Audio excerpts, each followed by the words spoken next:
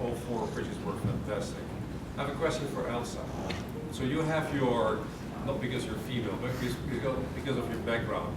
So you have your background in Silicon Valley. And I think Hong Kong wants to play a role in Silicon Valley type of activities as well. Yeah. If you compare both, what is missing in Hong Kong, what Silicon Valley has and we don't have here? I think it's a good question, right? He likes the yellow book. I'll just give the book right away. That's the difference already. Book. Quick mention before you give away. The book sponsor is BSD, Code Academy. Check them out. Thank you. I found the mic. Okay, so difference between Silicon Valley and Hong Kong. Although Hong Kong is still, building its community, I think one thing that's missing a lot in Hong Kong is the government subsidies and the lack of government subsidies for startups and technologies to take off. It's a blessing in Hong Kong, yet I think there's disadvantages as well. So I think there's missing investment just coming from the government itself. It has to come from the private sector. And so I think startups here tend to, some people say it's more realistic in terms of being able to create a business model that get to revenue sooner rather than later. There are much more investment opportunities in Silicon Valley coming from the government, coming from the private sector. At the same time, I haven't been very active in the startup community in Hong Kong in general, but in Silicon Valley, I have more access to leading law firms, for example, all big law firms host a lot of and participate in a lot of entrepreneur organizations and events to help raise their brand as well as help entrepreneurs. There's a lot of meetups that are available within Silicon Valley. And as I mentioned, when I'm in Silicon Valley, it's very contagious because you're on University Avenue and you have a coffee and people are talking ideas. Everybody I know is like working on a stealth mode, or they're about to launch a product, or so. I think slowly Hong Kong will have that, and if it's not already, and again, I guess I'm not very active here in Hong Kong. I have to say, this past 10 months, I've spent a lot of time in Singapore, for example, and the touch point of government trying to recruit me heavily in that country of offering funding and all that stuff. I think it's much more, for a startup always looking for money, obviously that's much more attractive. And so that's what I would say is like investment as well as that larger ecosystem. Right now, ecosystem, I was talking about earlier with somebody else, the ecosystems are like, oh, you gotta be with Cyberport, or you gotta be with Hong Kong Science Park. It really shouldn't be limited to these real estates.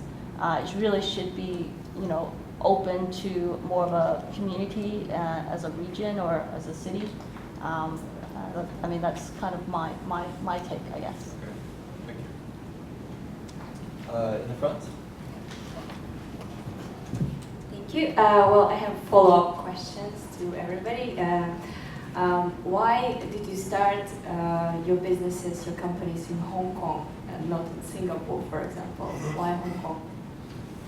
It's for everybody. My answer is easy. Manage risk. I'm from here. So I got to test the concept, validate it here. There's enough of a market here, so that's me. You guys? Coincidence, actually. I came here as the significant other, as the expert wife, basically. And that made me possible to set up business here. Yeah. I was here, so that was really. I think the published opinion is that the rule of law in Hong Kong is fantastic and it's a great place to do business, and I could say all that, but the reality is I was here. Singapore has a lot of similarities, that's why we're there as well, right? These are good places to do business. I think it's a safe place to do business. So So I wasn't here. I was in Silicon Valley, and our first customer was actually in Australia. But we set up a Hong Kong office because Hong Kong is an international city, and it was very easy for us to make Hong Kong as our profit center. So it was a very operational decision. And plus, my extended family is based in Hong Kong. And so from a financial center, being able to manage and operate multiple currencies, Hong Kong was the ideal place for us to have a secondary office, and its close proximity to Shenzhen and the Pearl Delta gives us access to not only engineers but manufacturing facilities for our products. Are there any times where you guys have said to yourself, oh, my life would be so much easier if only my business was in Silicon Valley or if only it was in a different city? Or do you feel like, if anything, your business has been able to flourish because of the location? Exactly that. I would say that that's never crossed my mind. For us to be in the States would be, we wouldn't have a business. The reality is that for all the complicated aspects of doing business in Asia, and it is complicated, businesses don't site themselves in Hong Kong because it's Hong Kong. Right? They don't site themselves here because they do business here. They're either coming here because they want to test a use case and go somewhere else. They're coming here because it's safer than being in southern China from a rule of law perspective. Or they're coming here because it's English speaking and they might be doing business in other parts of Asia. So this is the reason that we have a business. Being able to kind of understand the minefield of doing business across 10, 12 jurisdictions is what gives us an edge. America has been doing Silicon Valley financing in the startup world for the last 20 years, right? It's a commoditized product, and it should be because it's happening in one state, so it's actually quite straightforward. Go ahead. I have a question to you, Pat. One second. I'll give you the mic. It's a two-part question. I'm only going to do one part. Can you talk a little bit about the restructuring process of the company itself? Like, did you guys actually shut down the offices, or have you thought about different ways of maybe selling online that time instead of doing trading with an office in each physical location? I think eBay got started in 95 or so, and during that period, I think you guys might have tested out to see which markets you could sell in versus having people in those places. My business focus right now is Paperclip, so that's the co-work and innovation academy. So there's not much on the. Got my manufacturing business, but I don't do much on the online trading side. No, but I'm talking about instead of restructuring during that time of hardship. Oh. Wasn't it easier to start doing it online, like to transition into online versus being 1999? Yeah. The only online was going on in the US. That was part of the challenge, right? The whole .com here back then crashed and burned also purely because the market was actually, back then was only there. Today we've got cheap mobile devices and tech's cheap and markets in Asia and China. So I mean, that's the big difference. That's why we're all here today, to be honest. It's just changed. The hype was going on back then, 10 years ago, 15 years ago now. But there was no way to launch an e-commerce back then out of here. Nobody cared. There was no consumers here. They were all in the US. So. In the security classes? We should have another mic. I got a question for the panel. I'm in the healthcare business, and I sold my business recently, which is lead me to one of the reasons I sold it, because I really come to a problem where I find that if you want to develop it further, because there's now a big thing about digital health. In Hong Kong, I find there's a problem that I constantly having a difficulty to seek expertise is medical IT people. Now, I just want to pick a brain. In any industry you go into, with IT people being so important, programmer, what have you, how would you advise somebody in my industry to combat a problem like that? Do you train your own, or trying to hire some from overseas, or maybe, any alternatives you can throw in?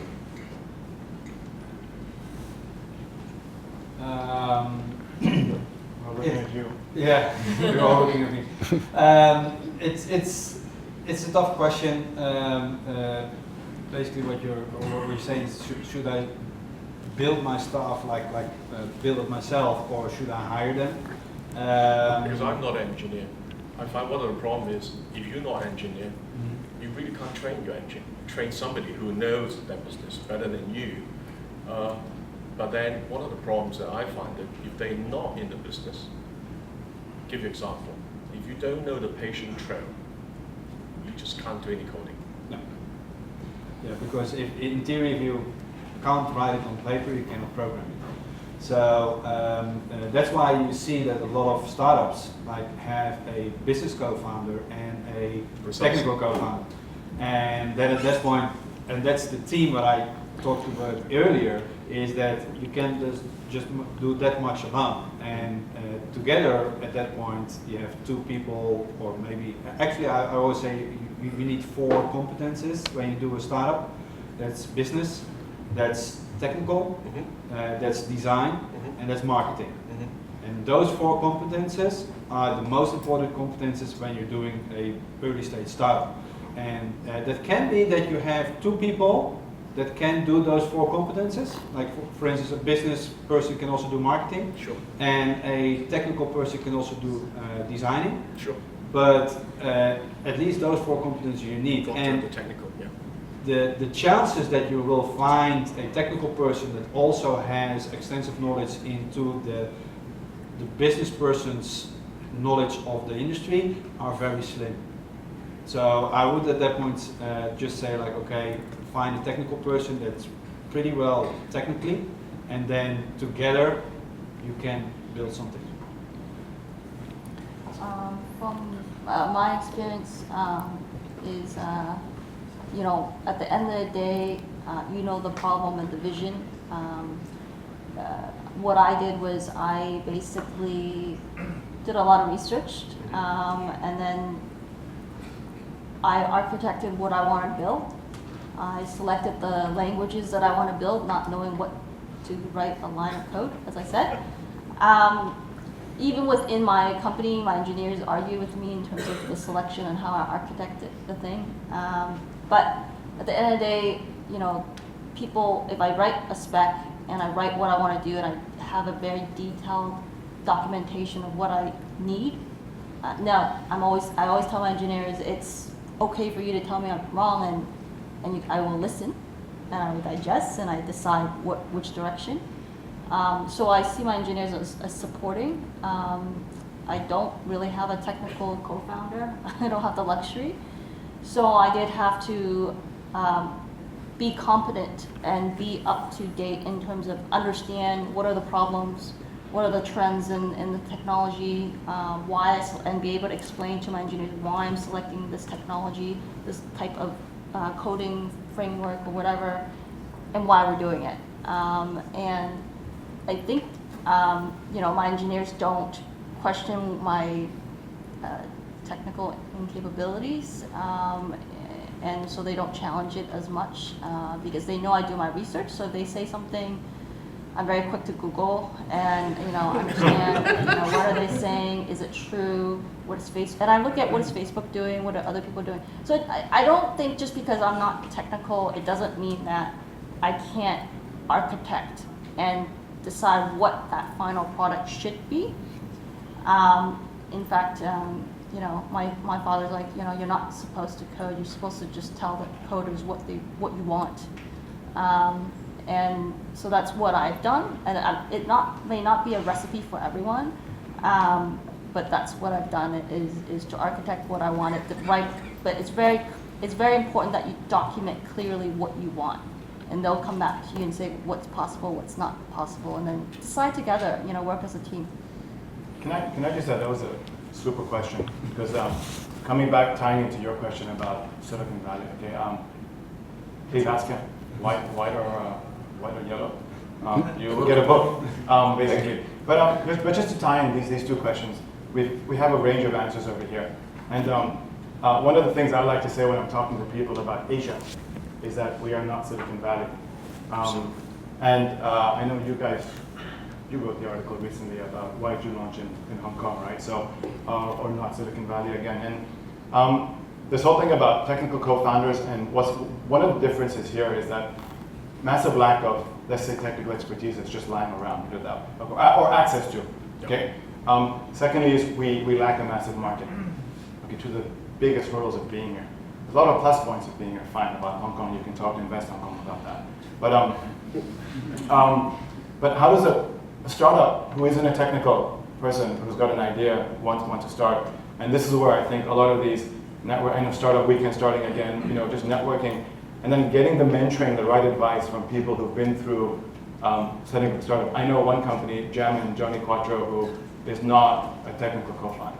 I mean, his app's amazing, all right? And he outsourced his whole product development at the beginning, okay? Hustled it, because I know what he went through. He didn't spend much money, but he's on, I think, version 3 or 4, and downloads are up, and he's done a great job, and now he's hiring the team. So I think part of your journey of validation will be just that, I think, in learning the technical side as well. So, good question, yeah. Actually, to follow up on to your answer, I can tell you, in fact, I'm not worried about my market. It's got a huge market out there. Because health is an issue that you have to face sometime later. But the problem I have on top of that is, there's a problem I face, is language. If you could deal with Chinese and English at the same time, then you will have literally, probably, I would say, close to 2 billion people population easily. Okay, but so to come back to this is sometimes you might find good coders who are good in English, but you have to think in both ways is a problem. And in fact, I have a problem finding these people. So in my last business, I went to Taiwan. Okay, because they could deal with the Chinese thing, but I find one of the big experiences because they're not very good in English. So some of the problems they couldn't deal with because you've got to link up to the rest of the world. So market is there, but I just can't find the people, the talents that I need. A little bit what I can talk about that is that you can also reverse that question and saying like, okay, if language is a problem, then why don't you go and find a language person that can also code? Because I've seen throughout my entrepreneurial life many times that some of the coders are actually originally linguistic type of people. Yeah? Because language programming is also a language. Sure. Yeah? So in my previous company, we had a front-end developer who was actually trained as a linguistic, but was an actual coder. So you can also, at that point, turn it around and say like, okay, somebody who knows Chinese language and the English language and has an interest in coding, that can be a very interesting source. Thank you. I also found Chinese engineers can write in English and communicate text in English. So my engineers all speak Chinese, and their English is not so great. In fact, when I interview Chinese engineers, it's like cold sweat on their face, my Mandarin is very, very poor. And so I hire a leader who becomes my interface, as listening to me in English and my requirements in English, and then translating it and managing the Chinese engineers. So, I suggest somebody that would be the translator between the two worlds, kind of. Thank you. Why don't we take this fellow over here? All right, thanks. Thanks everybody for giving the talks. I really appreciate it, and for this Q&A. My question is for the whole panel. Suppose that I registered my company yesterday, and I tried to take care of all the legal stuff at the very beginning. I'm trying to stay self-aware about myself and the greater context for the company. I'm trying to be in the mindset of what I don't know, and I come from a technical background. What is the best thing I can do today to help my company survive 20 years from now? Because suppose that I can have revenue coming in within the month, but it can't reach scale for 20 years. Okay, I haven't spoken for a while. I think it's a great question. Look, a year ago, a year and a half ago, there was 2 people in our company, and there's 35 now. There'll be 40 at the end of next month. You don't believe how quickly that base grows, and you can't imagine it today. So we are not a business that's profitable yet. We'll break even probably some point next year. But to get to that size, our development team is 18 people, right? So half our company is developers. We have a full-time CTO that looks after them. Thinking about the core disciplines that you need, that you don't know, the things that you know you don't know, those areas that you can't survive. You're a technical person. You probably don't want to be managing HR. You probably don't want to be thinking about hiring and firing. There's certain things you probably don't want to do. Thinking about those strategic pots now is how you can do that. And it's very, very difficult for me as in a CEO role to extract yourself from the day-to-day, to actually not get sucked into what's happening next week. Are we going to hit this month's sales targets? Are we going to, are we on track? Are we going to need to fundraise next year? Do I need to hire more people? Was it the right decision to go into a new market? These are really short-term concerns. What you need to think about is that you are setting up a company. You have a vision to do X, Y, and Z. How are you going to do that over a long period of time? And these are massive macro thoughts. It's very, very hard to do that. It's easy for me to sit here and say it, but that's actually what you need to be thinking about, and to avoid getting sucked into meeting after meeting on things that actually are only going to develop value for you in the next week, 6 months, or a year. The fellow right behind you. Thank you. The question is more about choosing your idea in relation to a passion or not a passion, or what I heard this morning, Mark Cuban said, passion is bullshit. And I'm struggling with that a bit. I'm actually in a failed business. It's quite nice to be on the 23rd floor, but I'm actually very underwater myself. And now looking at new ideas, that you see ideas that you see the valuation, you see it could work, but it might not be a full passion. And I find it very, very difficult to define passion related to a successful business per se. You guys and girl started from all kinds of different backgrounds. The business went for you from a boring lawyer to an exciting lawyer. I don't think there's any such thing as an exciting lawyer, but it's probably. Well, you find it more exciting now because you put energy in it. So yeah. But yeah, it's a bit of a general question. But how do you see passion relating to success of a business? It's very important. When I see startups or meet founders.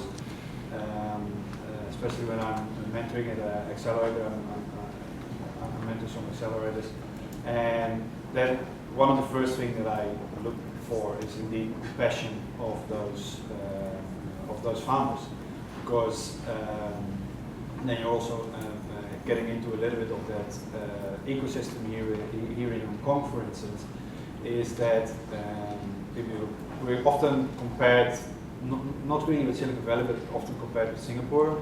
And then I always say, there's a reason why in the last 2 years at Echelon, that's a Singapore startup pitch, a Hong Kong startup won, because of the fact that it's harder to do a startup here in Hong Kong. That means that if you have an idea, if you have a passion, you want to do something, it better be a viable business. So if you compare that to Singapore, for instance, where money is relatively easy to get and available, that means that you also have a lot of entrepreneurs and say hey, I want to do a startup. I get money from the government. Let's do it. No questions asked. And that will bring down the quality of startups. And if you look here in Hong Kong and for instance to accelerators, then at that point for me passion is one of the most important things, because there's also with a lot of investors, they look at the team, like how's the team built up and how's the passion in the team. Because if you have a great team with a great passion, then they can pivot into something, because maybe their idea in first place isn't really viable, but they can pivot into something that is viable. So that for me, passion, is definitely an important thing, and that passion shouldn't be a valuation or a monetary passion. It should be something that you really care for, that you really want to solve.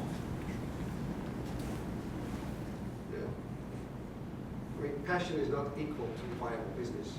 Correct, definitely. Like if you want to have a hobby, like be my guest and like pour money into that. And I've seen a lot of founders say like, I want to do this. Like that's not really scalable and not really valuable. Yeah, but they still want to do it. Like okay, fine. Like have a hobby and like no questions asked. If you're gonna open up a coffee shop on the road, okay. Whether you're passionate about it, you can turn a profit, you're going to make some money. Okay? You're going to try to solve O2O in the village in India. Okay? Trying to connect 1 million villagers across the country. It's a very hard problem to solve. If you're not going to be passionate about it, you're not going to solve it. And that's, I think, 2 examples of where do you want to stand. So okay, that's it. In the white shirt.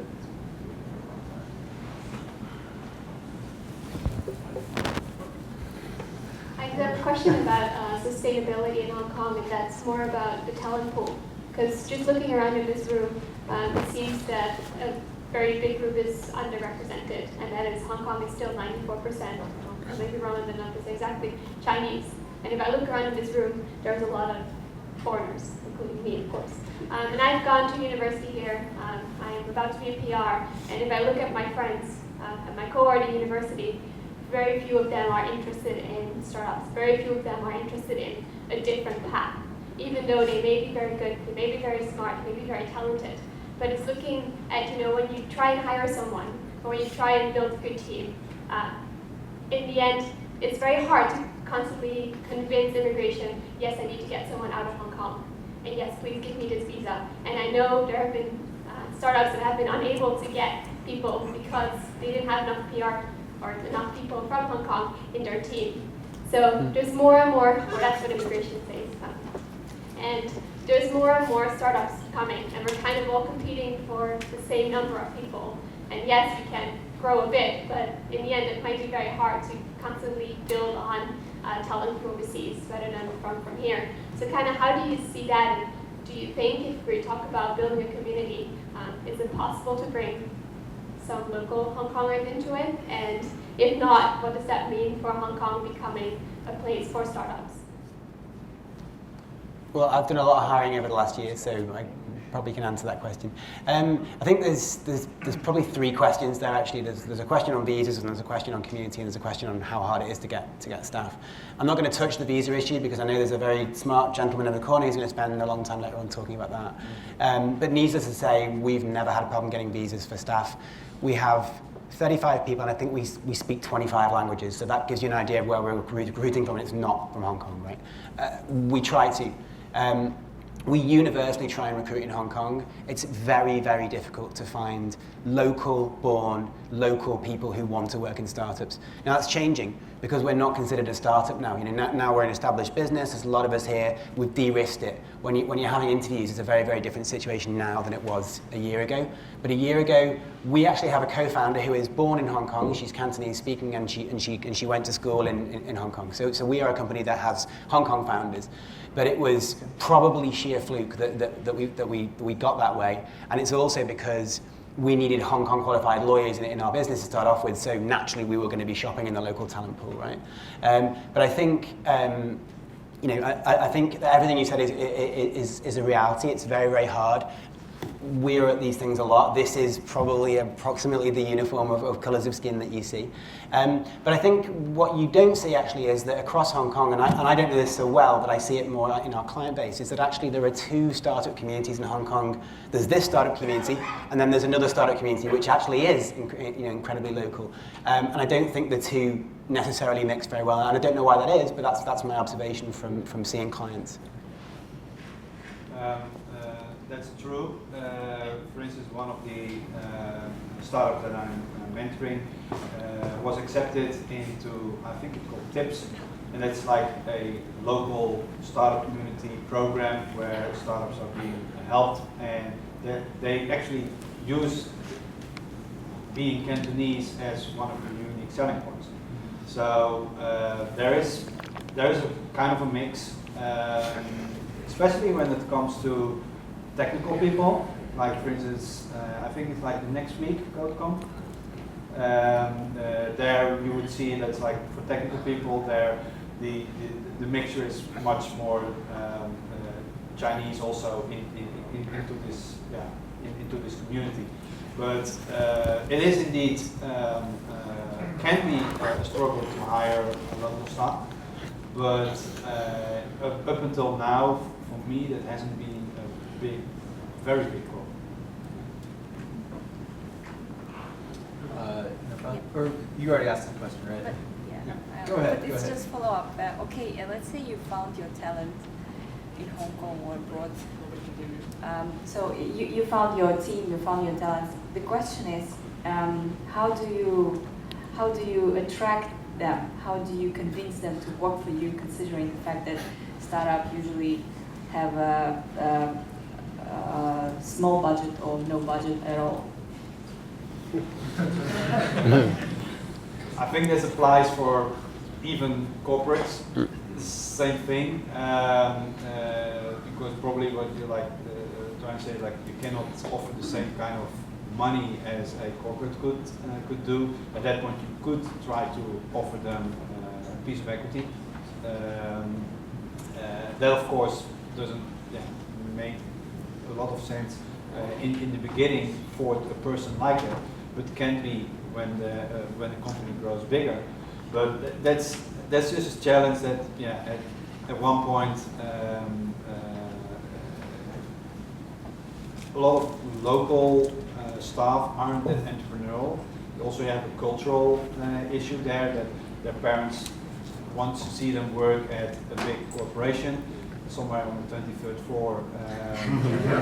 So, like and what I said, like that's okay too. But I know, for instance, that there's one startup here in Hong Kong that had a very good coder, and that was working for him full time. And at one point, his family really wanted him to go to a corporate job where he earned less money than at the startup, but he was really forced by his family to do so, and now he just still does one on the side for that same startup. But that's a culture thing, and that's probably that was much bigger 4 years ago or 5 years ago when we came here. It's getting less and less, and it's getting more and more like accepted. And if I, for instance, compare that to the Netherlands, where I'm originally from, maybe you didn't guess that from my accent. There, like 5 years ago, like everybody wanted a corporate job. Now everybody wants to work in a startup because it's fashionable. Like I don't think you necessarily have to go there because it's fashionable. You want to work in a startup, but there definitely will be a cultural shift in those things, and that will help you at that point to hire staff, local staff. I also want to say, I think as startup, as founders, people don't like to share their idea. They think their idea is, IP related. You need an NDA before you share this, what your idea is. That really limits your choices, and it prevents people being excited about what you're doing to want to even join you, right?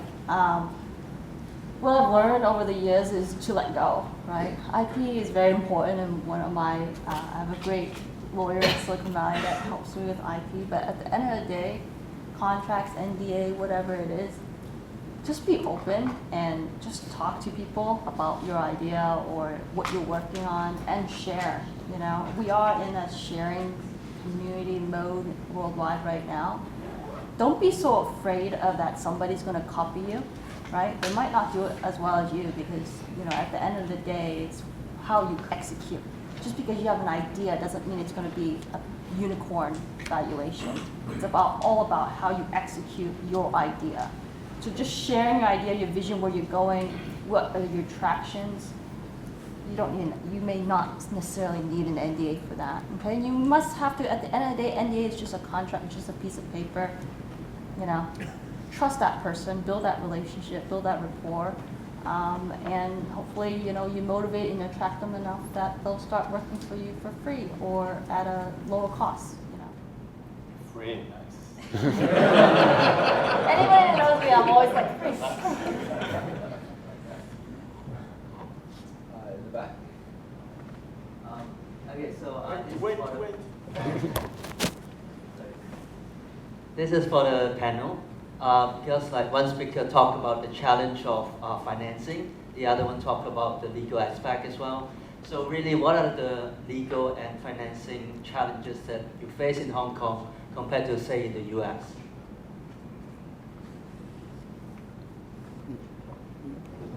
We're looking at me here. So I can't make a great comment on the US legal system. I'm not a US lawyer. I'm not going to try and observe what happens that's different. But I can give you my experience on raising capital in this country, which might be more useful from a personal perspective. So you obviously got the message about what my company tries to do. It tries to do kind of what you're saying. It tries to make this whole legal process simpler and to use it less than you might ordinarily think you need to. When you're raising capital, you're doing it in Hong Kong, frankly, in the same way you're doing it in the US. You're putting together a term sheet of terms that you think are suitable for taking an investment. You're taking the cash in and you're giving something back in return for it, whether it's equity, a stake in your business, or whether it's in the form of a convertible loan, which sort of maybe converts into equity, but is a loan now. We use the same tools. The legal framework allows the same investments and the same things to take place. So you shouldn't treat this market any differently than you would if you were pitching for money in Silicon Valley. The difference, I think, is really the landscape that you're pitching into. So this is not an evolved ecosystem. You haven't got one road like you have in Silicon Valley where you can knock on 12 doors and talk about raising large amounts of cash. You're probably going to be doing a lot more hustling with friends and family, first of all. Then you're going to be talking to private wealth. If you're in Singapore, you're probably talking to the government to get you started. You're probably not talking to a whole bunch of venture capital guys because there aren't any in Hong Kong, right? There's 3, I think, and they're basically not that fussed about Hong Kong. They want to look at Singapore and Taiwan and Vietnam. So this is a very different market from that perspective. But the tools that you use are the same, right? Does anyone have any questions about failure?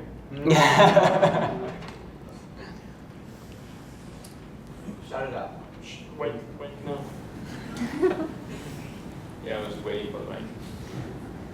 All right, so yes, since we are talking about failure today, I'm working on the product and tech side of the startup company. So I would like to know that what is like the most common failure point on the tech side? Is it just not fast enough, or like people are trying to achieve more than they can deliver in the first stage, or they are not changing soon enough as they have already built the first product? Both products. Yeah, we are always trying to do too much. And being a non-engineer, of course, I open my mouth and say, and I tick in too many customer requirements. So really focusing on MVPs, minimum viable product, and going out there and testing. I think there's two types of people. One that tests the product to death, and then like the Apple model where everything's perfect, although now it's failing because now they release software that has a lot of bugs now. And people that don't test the product well enough, and don't use the product themselves, and so they don't really see the problems that their customer has. And so, you know, I'm a big fan of, you know, eat your own dog food. So, you know, really test your product, but at the same time have alpha customers or beta customers so they know that it's going to be a buggy product. But get your product out there as soon as you can, and definitely get to the MVP where you know these are the customers asking for certain things. Make sure you meet those first. And so I know Jeffrey was about build, talk, build, talk. I'm more of a person talk, build, talk, build, talk, build. So I always sell the idea, so I know actually there's a demand for it before I create it, and then I push it back out, and then I take the feedback and do the reiteration, and you know, that's how I've done it. It's hard because you always come out and everybody has their idea. Every customer have their own perspective how things should be, what they want, how to make your product better. And so you have to figure out how to prioritize that and then, you know, manage your customers' expectations. Any other questions about failure? I'm coming. I'm running. I got your book. This is especially for Elsa. You mentioned your sister. So on a personal failure note, did you manage to recoup that relationship? Good question. I think a lot of people were wondering about your sister. I thought it was. We're not the best of friends. I think, you know, we're very two different. You know, I'm glass half full, she's half empty, and you know, it is a struggle. I think maybe in the future, sometime distant future, we'll, you know, come back. But I think it was a failure in that sense. It's very challenging working with family. It's very challenging, you know, to come to a realization that it's not going to work. It took us a while to have the guts to even do what we needed to do. But at the end of the day, you know, to be fair, I had somebody else do the work, dirty work. So, you know, I didn't take that on. I would say, you know, what I learned from it is, you know, I don't know, it's just like don't work with family, but I still work with family. So, but set your boundaries. So like my second company, when I started again with my father, I mean, we recognize each other's strength and we respect each other. And so there are boundaries, and we know that when we argue, it's not personal. So we made a boundary of not taking personal attacks on each other's weaknesses. And I think that's important to, you know, have that open discussion and be able to just let it go. I know my name is Elsa in the movie. But it is true, is don't be so stubborn and pick on things, because people get stuck on dwelling on things. And so, you know, my dad and I will argue, and then, you know, it would be like we're about to kill each other. But, you know, we wake up, come back, and then we're moving on to other things. So I think having that talk early on with whoever your co-founder is, your partner, because there's so many businesses today, startups, even in Silicon Valley, that is started between, you know, husband and wife and siblings and stuff like that. So everybody's dealing with it in their own way, but I think definitely having discussions, understanding that, you know what, at least that person will always be there, and you can't break that bond. I think you can't get a divorce, for example. And making that realization was very important to me, and accepting the other person's weaknesses. And for the rest of the panel, have you had these very difficult situations with any another that you've had to come to very difficult decisions, and at what point do you think you need to have an HR structure in to sort of take the load off yourself to share those difficult things? HR structure. So listen, partners, you know, staff, team, co-founders. I think I definitely one of the skill sets as part of being a founder, entrepreneur is people. 100%, because you are responsible for everybody. So just put that out there, okay? You're 100% responsible for everybody. And you've got to learn this skill set, really. You know, if you're not going to be able to deal with people, be it family or, you know, stuff, don't start a company. You've got to deal with customers too, okay? But that's, again, they're buying your product or using it. So it's just such an important skill set, and there's no shortcut to learning. How do you hire? Geez, I mean, you just start, okay? You go through these interviews. This mentoring part, we love to talk about. I love to talk about, you know, on the business basics. There's a ton of great people here in Hong Kong. Like I said, there's a bunch of stuff that's about business that is not rocket science. For some reason, as entrepreneurs, we feel we have to do everything on our own. Can we just please go get some advice? And they're great people. Other entrepreneurs here, you know, and may not always be the best advice, but just know that you're getting advice. You've got to find your style, ultimately, then, because that's going to then depend on your company culture and blah, blah, blah. So it's just related to so many things. Listening to some of these questions and just going through all these topics, it's challenging. Of course, it's not we're not singing Kumbaya around a campfire every day. Absolutely not. We are fighting. In the market, we're building products, we're trying to understand what the customers want, we want to scale, we're running out of money. I deal with HR all the time. My headcount between my companies now is getting to 80 people, okay? And it's just part of business. I was hanging out with some people whose account is reaching 400, okay? Big company, big investment, fine, but he joined the company when he was 20 people. He scaled up HR. Very important, guys, important skill set. Great question. I'm going to jump in real quick here. We're talking about mentorship, we're talking about advice. The startup world is full of advice. People love to give advice, people love to receive advice. And the four of you, I'm sure, have worked in mentorship roles in various capacities to other startups. Can any of you think of any specific times when you maybe failed as a mentor to another startup? Can I give him a book? Can I give him a book? Yeah, give him a book. He's got a book. He's got a book. Failed as a mentor. Failed as a mentor. Or struggled as a mentor. I'm interested in that. Can I tell a story about somebody else failing as a mentor for me? Well, you're rounding up. You're cheating. Sure. Why not? Go ahead. So I had a lot of mentors, and I was part of this organization to help build up female entrepreneurs. And I had to raise money for my first company, so I had a lot of female entrepreneurs in Silicon Valley helping me pitch at these big conferences. And obviously I was struggling, I was shy, I don't do, big conferences sometimes scare me at that time. And one of the mentors ended up saying to me, you know what, why don't I give you a presentation? Why don't I give you a pitch?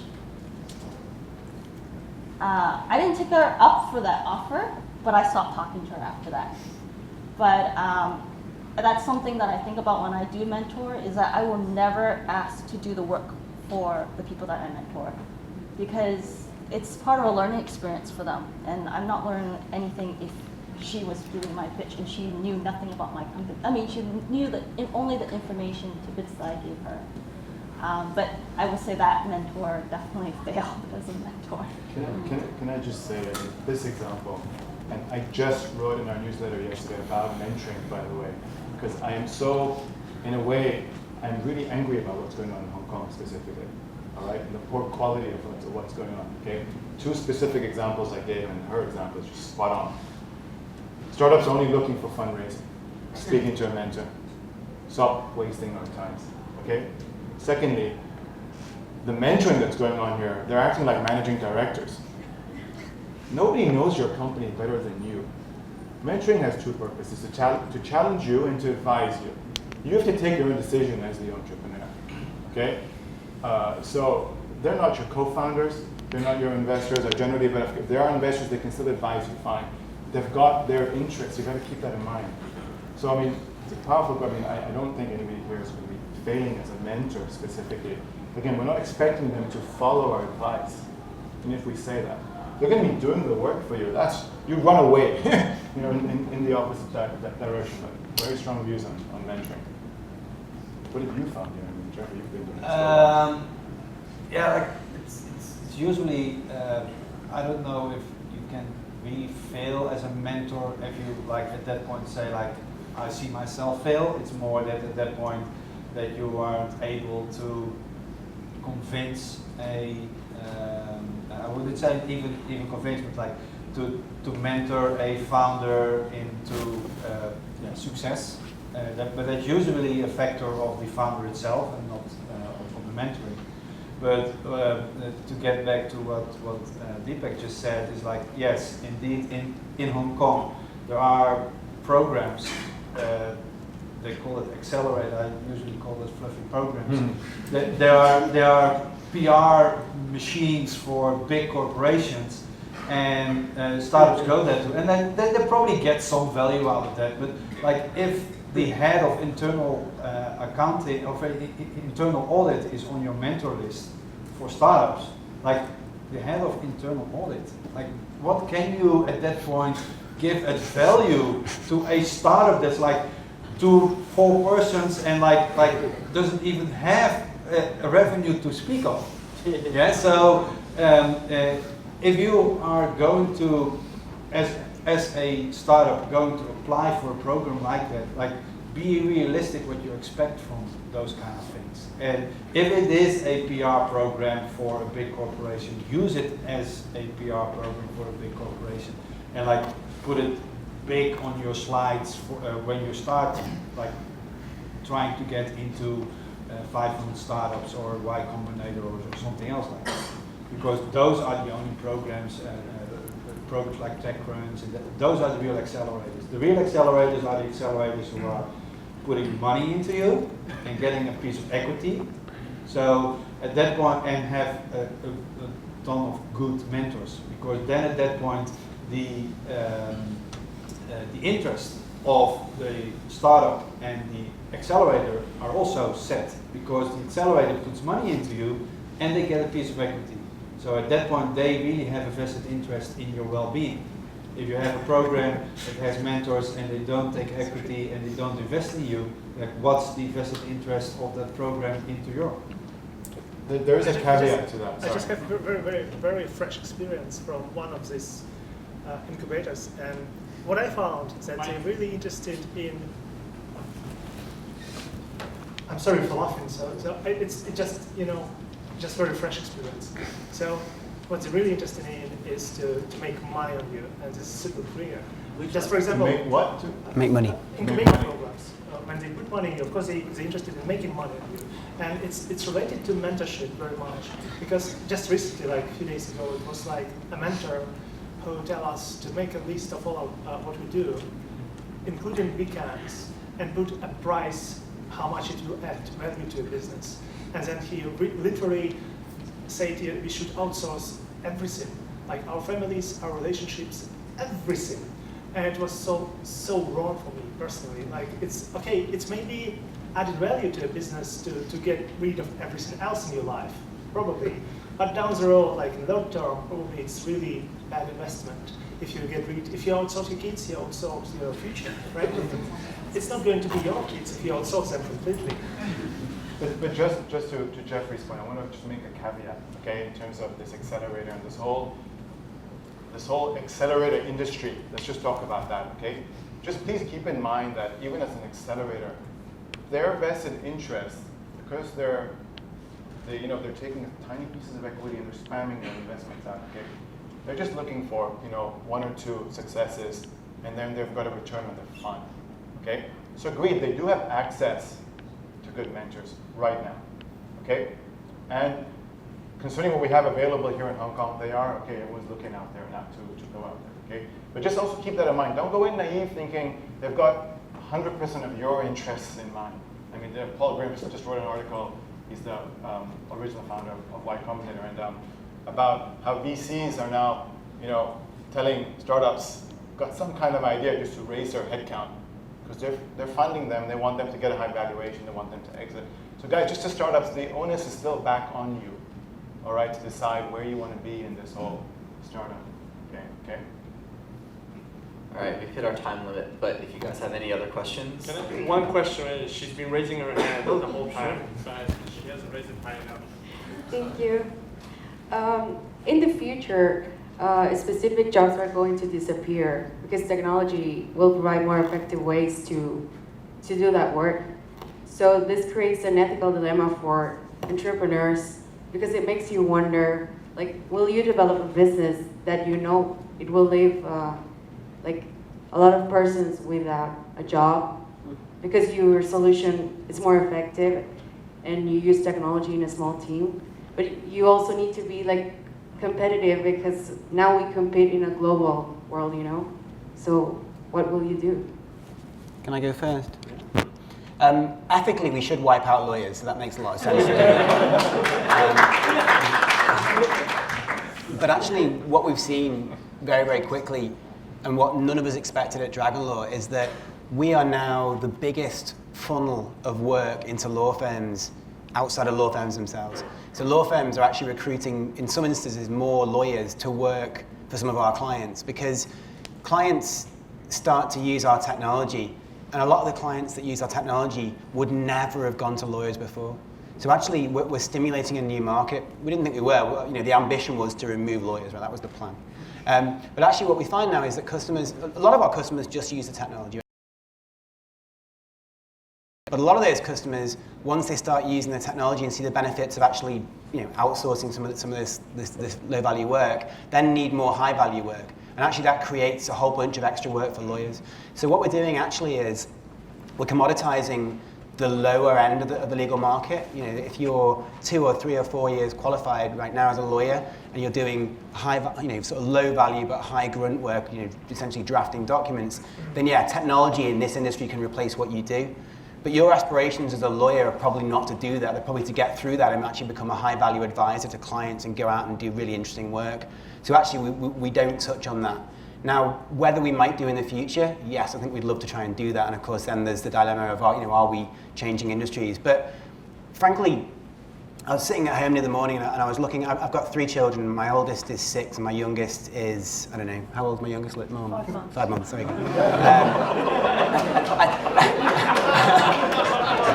I didn't notice him come into the world. Dragon Law took my life away from me. When he's 20, he will laugh at me and say, "I can't believe that you did that job. Why would a human do that work? Why would a human go to college for 9 years to then draft documents which are standardized, don't require a high value intellect, and are actually, you know, really routine sort of reciprocal work, right? Why would you do that?" She won't understand why technology wasn't already there. He won't understand. So I think when you're looking at, and I hate the word disrupt, it was on my slide of silliness rather than my slide of intellect. When you're looking at changing industries, technology has done this over and over and over and over again. You know, I don't think you would aspire for your children to go and work in a mine. That's why we have mining technology. You know, there are things that you don't want to do and technology replaces it. So I can't, you know, hand on heart think that I'm doing anything wrong by trying to challenge the legal industry, frankly. It's basically a lawyer, clearly.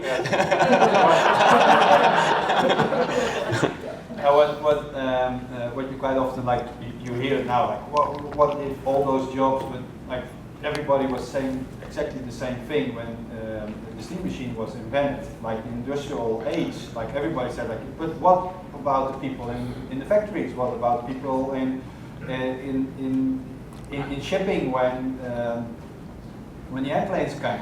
They will find other jobs. So when Skype came out, everybody said oh, but the traditional telephone industry, all those operators, all those people that are connecting your phone at home, etc., they will lose a job.